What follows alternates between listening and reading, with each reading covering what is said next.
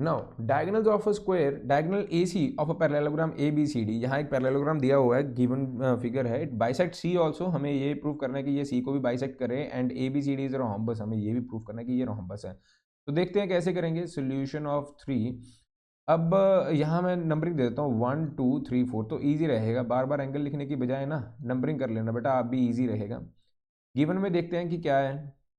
Given ABCD is a parallelogram, okay, ABCD is a parallelogram, ये चीज़ हमें given है ऑलरेडी, ठीक है। And angle 1 is equal to angle 2, देखिए दिया हुआ है कि diagonal AC of a parallelogram bisects angle A। Bisects का मतलब क्या होता है कि वो दोनों इक्वल हिस्से में कट करेगा, तो एंगल 1 एंड 2 क्या हो जाएंगे, सेम हो जाएंगे। टू शो या टू प्रूव हमें करना है कि एंगल C को भी बाइसेक्ट करें, तो बेसिकली हमें angle 3 is equal to angle 4 proof करना है। और जो भी चीज़ प्रूफ करेंगे ना, वो कभी भी कॉन्ग्रुएंसी में नहीं यूज़ करेंगे। एक चीज़ ध्यान रखना, मेरे पास बहुत बच्चे आते हैं जो मैं जो भी चीज़ याद करूँ टू शो, वो कॉन्ग्रुएंसी में प्रूविंग में भी यूज़ कर लेते हैं, तो ऐसा नहीं करना। ये शो वाली चीज़ें हमेशा CPCT में रहेंगी, और यहाँ कॉन्ग्रुएंसी की भी जरूरत नहीं पड़ेगी, हम बिना कॉन्ग्रुएंसी के कर देंगे। सेकंड चीज़, we have to prove that ABCD is a rhombus. कई स्कूलों में कॉन्ग्रुएंसी से भी करवाते हैं, नो डाउट, हर एक स्कूल का, हर एक टीचर का अपना अपना मेथड होता है, but now we are gonna do a simpler method, that is जो मैं दिखाऊंगा। Now angle 1 is equal to angle 2, ये चीज़ तो आपको गिवन है, बिल्कुल ठीक कहा सर आपने, गिवन है।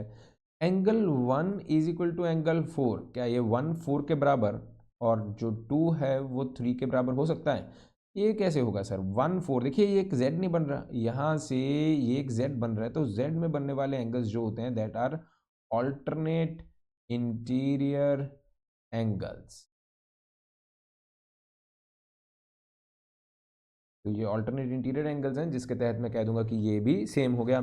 अब देखिए 1 और 2 दोनों आपस में बराबर हैं, 1 4 के बराबर, 2 3 के बराबर, तो इससे मुझे ये मिलेगा कि angle 3 and angle 4 are also the same, ठीक है ना। बाय विच मेथड, यहाँ इन तीनों इक्वेशन से। तो हमारे पास पहला प्रूफ तो होगा कि इस bisects angle C, angle 3 equal to angle 4 मैंने कर दिया। नेक्स्ट चलेंगे ABCD और रोम्बस के ऊपर, ठीक है ना। देखिए मैंने कहा था कि एंगल 1 जो है वो 4 के बराबर है, एक बार दोबारा देख लीजिए, 1 जो है हेयर इट इज 1, वो 4 के बराबर है, एंड 2 जो है वो 3 के बराबर है। अब 1 2 आपस में सेम है, तो 1 और 3 भी तो आपस में सेम होगा, तो यहाँ लिखूंगा 1 is equal to angle 4, angle 2 is equal to angle 3, therefore angle 1 is equal to angle 3। क्यों? बिकॉज यहाँ पे मैं रीजन लिख देता हूँ, angle 1 and angle 2 are the same, that is given in the part, ठीक है। तो अगर एंगल 1 एंड एंगल 3 सेम है, तो देखिए इन ट्राइंगल जो ऊपरला ये ट्राइंगल बन रहा है ADC, in triangle ADC angle 1 is equal to angle 3, तो हम ये लिख सकते, एंगल 1 एंड 3 सेम है, तो हम ये लिख सकते हैं कि AD एंड CD भी दोनों साइड सेम होंगी। अब इसका रीज़न क्या है, आपने 7th में पढ़ा होगा, 7th या 8th में किया है आपने, AD is equal to CD, मैं इसका रीज़न यहाँ पे लिख रहा हूँ, sides opposite to equal angles,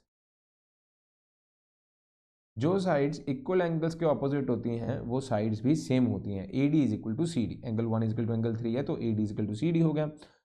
अगर पैरेललोग्राम की ऑपोजिट साइड्स तो देखिए सेम होती ही होती हैं, अब एडजेसेंट साइड्स भी सेम कर दी, तो वो क्या बन जाएगा, रोम्बस बन जाएगा। बस आप डायरेक्टली अब यही लिखोगे कि ABCD इज अ रोम्बस। समझ में आया क्या चक्कर था? देखिए हुआ क्या, हमारे पास एक पैरेललोग्राम है, पैरेललोग्राम की जो ऑपोजिट साइड्स होती हैं वो तो सेम होती ही होती हैं। अगर मैं पैरेललोग्राम की ये वाली साइड इससे भी सेम कर दूं, तो इसका मतलब क्या होगा, ये सभी साइड सेम होंगे, और सभी साइड अगर सेम है तो वो रोम्बस बन जाएगा। इसी तरह मैं कह सकता हूँ कि ABCD is a rhombus, sense proof. चलो अब चलते हैं नेक्स्ट क्वेश्चन की तरफ।